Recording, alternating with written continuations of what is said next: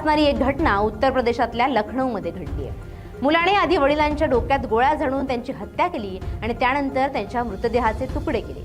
21 वर्षीय मुलाने त्याच्या करिअरवरून जो वाद वडिलांसह झाला त्यानंतर हे भयानक पाऊल उचललं।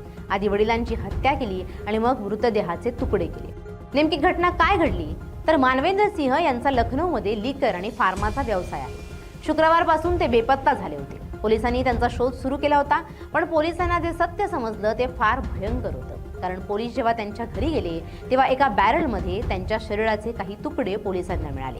यानंतर पोलिसांनी मानवेंद्र सिंह यांचा मुलगा अक्षतला ताब्यात घेतलं आणि त्याची चौकशी सुरू केली। त्यानंतर वडिलांची हत्या मुलाने केल्याची घटना समोर आली। पोलिसांनी दिलेल्या माहितीनुसार अक्षत आणि मानवेंद्र यांचा वाद झाला।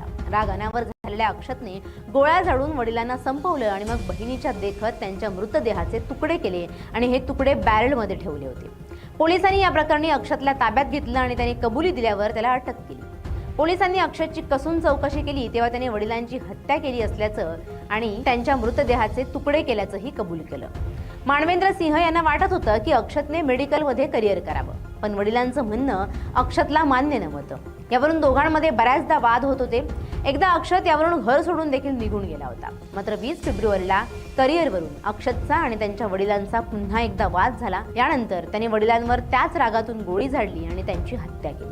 त्यानंतर तो वडिलांचा मृतदेह तळमजल्यावर घेऊन आला।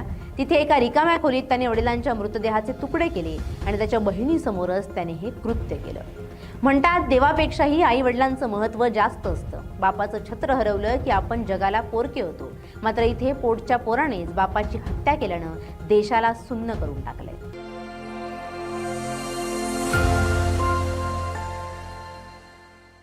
वडील आणि मुलाचं नातं सर्वश्रेष्ठ मानलं जातं।